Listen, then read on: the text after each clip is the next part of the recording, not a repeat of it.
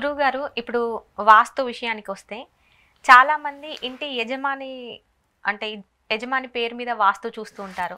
మరి కుటుంబ సభ్యుల మీద ఏమైనా సమస్యలు వస్తాయా?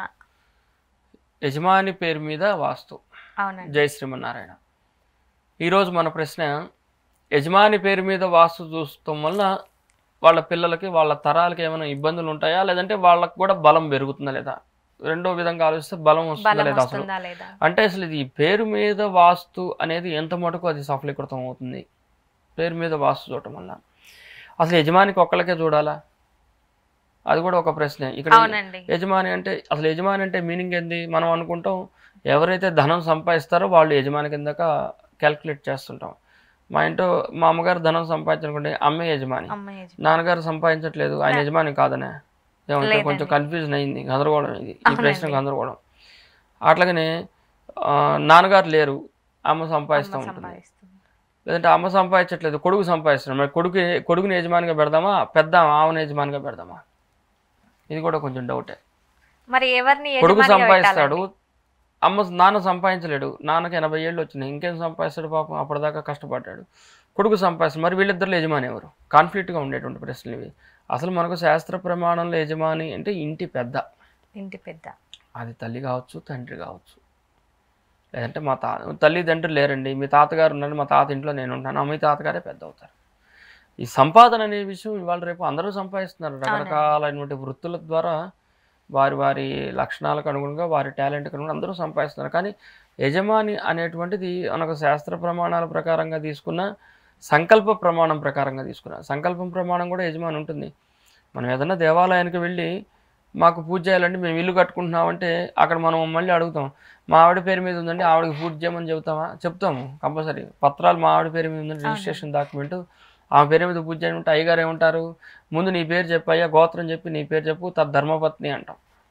అంటే ముందు మగవాళ్ళ పేరు వస్తుంది. అట్లాగే గృహ నిర్మాణాలలో నిర్మాణం చేసేటప్పుడు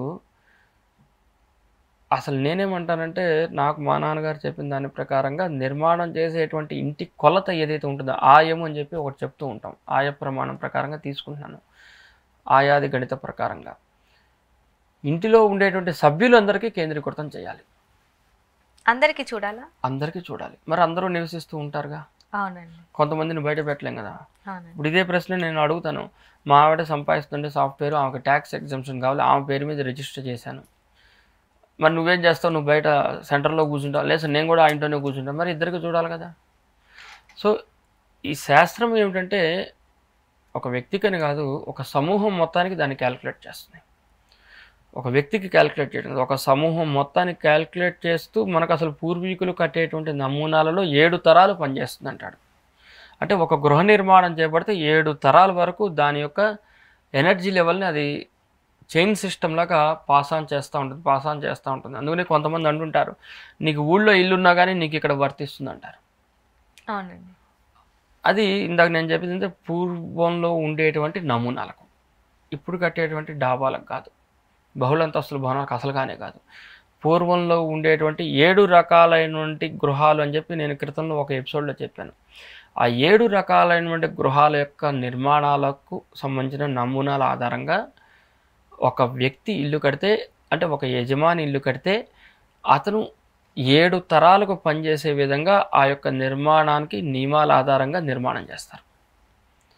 అప్పుడు ఎవరి పేరు తీసుకుంటున్నట్టు?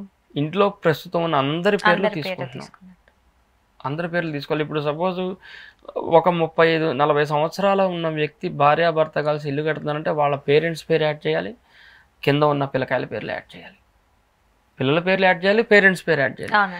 అప్పుడు ఆ ఇల్లు ఎన్ని తరాలు తీసుకున్నట్లు లెక్క? నేను 3 తరాలు క్యాలిక్యులేట్ చేస్తుంది. పైన ఉన్న తరము, ప్రజెంట్ ఉన్న తరము, దిగువ ఉన్న తరాన్ని కూడా క్యాలిక్యులేట్ చేస్తుంది. ఇట్లా మనం 3 తరాలను కనుక క్యాలిక్యులేట్ చేస్తూ కనుక ఆ యొక్క నిర్మాణానికి గణితం క్యాలిక్యులేట్ చేసామనుకోండి, ఆయాది గణితం ప్రకారంగా మనం నిర్మాణం కనుక గట్టిగా కనుక చేస్తే డెఫినెట్గా 3వ తరం వాడు 4వ తరాన్ని 5వ తరాన్ని కూడా చూస్తారు. ఇంకా ఆ తర్వాత మనం స్ట్రక్చరల్గా అది ఉండేటువంటి స్టాండర్డ్స్ ప్రకారంగా ఇల్లు ఉంటుంది. కొన్ని స్ట్రక్చర్స్ మనం చూస్తుంటాం, దాన్ని 40 ఏళ్ళు అయిపోగానే తీసేస్తూ ఉంటారు.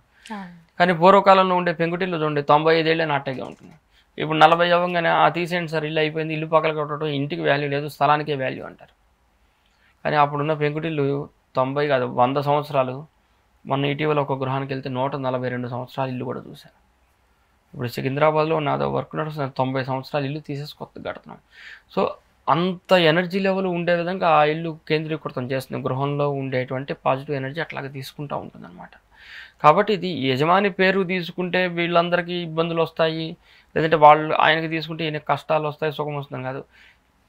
అందరి పేర్లు మనం బేరీజు వేసుకుంటేనే అప్పుడు ఆ యొక్క గృహ నిర్మాణంలో అన్ని తరాల వాళ్ళు సుఖంగా ఉంటారు. ఆ తరాలే కాదు, మనకు శాస్త్రంలో చెప్తారు, మన ఇంటికి వచ్చినటువంటి అతిథి కూడా బాగుండాలంటారు.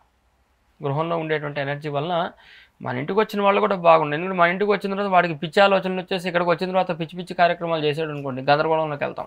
అవునండి. అంటే నమ్మకంగా మనం ఎవరిని కూర్చోపెట్టలేము ఇంకా. కాబట్టి వచ్చే అతిథి కూడాను మన గృహం వల్ల అతనికి ఇబ్బంది రాకూడదు, మనకి ఇబ్బంది రాకూడదు. మొన్న ఇటీవల ఒక సంవత్సరం క్రితం రాజమండ్రి క్యాంప్కి వెళ్ళినప్పుడు అక్కడ ఒక పెద్ద ఆయన ఇంటికి వెళ్ళాను. ఆ స్వామి బాగున్నారన్న, బాగున్నాను స్వామి, మాస్టర్ బాగున్నాం అయిపోయింది. ఎప్పుడు వస్తారంటే హైదరాబాద్ అన్న. ఆ అబ్బాయి ఇంటికి రాను సార్ అండి. ఏమిటయ్యా నీకేంది, ఎందుకు ప్రాబ్లం వచ్చిందంటే అబ్బాయి మంచాడు, కోడలు మంచిదండి.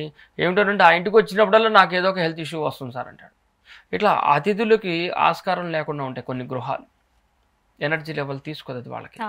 మరి వాళ్ళ పేరు మనకు తెలియదు, ఎవరు అన్నోన్ పర్సన్ వస్తారు, స్టే చేస్తారు, వెళ్తారు. కానీ వాళ్ళకి కూడా ఎనర్జీ ఉండే విధంగా ఆ యొక్క గృహ నిర్మాణానికి క్యాలిక్యులేషన్ చేసుకోవాలి అసలు. అట్లా చేసుకుంటే అప్పుడు యజమాని అనే కాదు అందరూ సౌఖ్యంగా ఉంటారు. ఇది మనకు శాస్త్రంలో చాలా క్లియర్గా ఈ సబ్జెక్ట్ మీద చెప్పబడింది నియమాలతో.